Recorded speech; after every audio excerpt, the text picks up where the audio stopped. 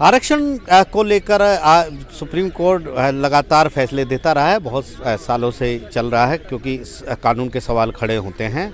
और कुछ दिन पहले हमने बताया था कि डबल बेनिफिट को लेकर सुप्रीम कोर्ट का एक फ़ैसला आया था। उसी कड़ी में एक और सुप्रीम कोर्ट ने एक अहम फैसला दिया है। उस समय भी वरिष्ठ वकील रितेश अग्रवाल ने हमें समझाया था। एक बार फिर वो हमारे साथ है। सर, इस नए फैसले में पहले आप ये बताइए क्या कहा गया है?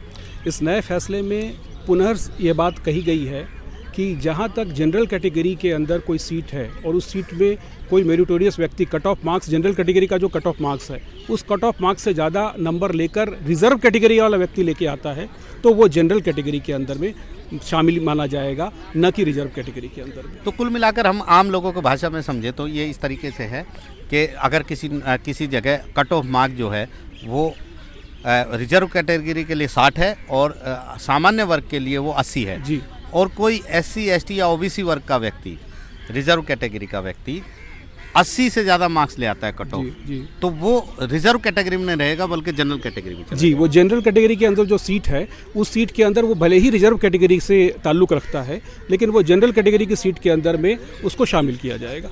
ये फैसला पहले अभी राजस्थान हाईकोर्ट के एक फैसले में सुप्रीम कोर्ट ने कहा था।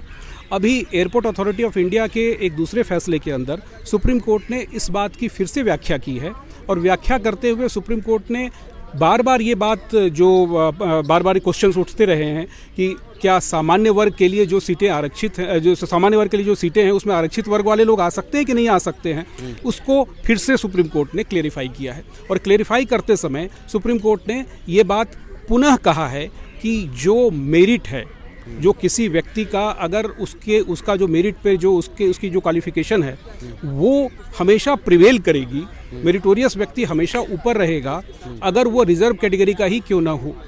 लेकिन अगर वो सामान्य कैटेगरी के व्यक्ति से ज़्यादा नंबर लेके आता है, कट ऑफ मार्क्स में ज़्यादा ऊंचा होता है, तो वैसी सिचुएशन में उसको उसी कैटेगरी के अंदर में सामान्य कैटेगरी में रखेंगे, ओपन कैटेगरी में, सामान्य कैटेगरी के अंदर में, जनरल कैटेगरी के अंदर में उसको शामिल किया जाएगा।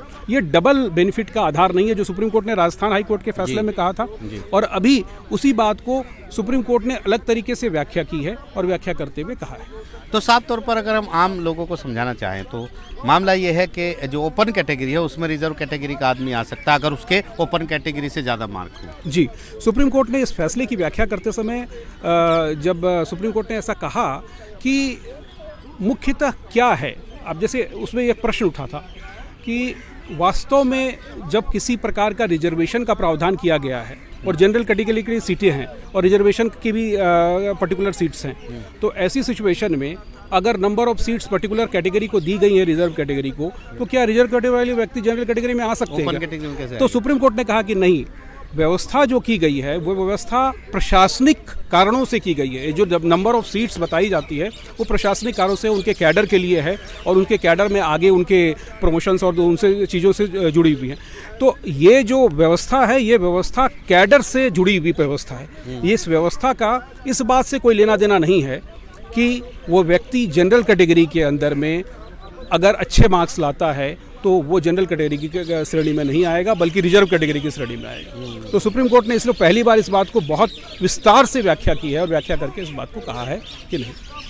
तो एक बड़ा फैसला है और आरक्षण को लेकर SC, ST, OBC जो रिजर्व कैटेगरी और सामान्य वर्ग का जो बार बार जो केसेज आते हैं उसमें उस कड़ी में एक और फैसला सुप्रीम कोर्ट का ये आया है। नई दिल्ली से आशीष भार्गव, NDTV इंडिया।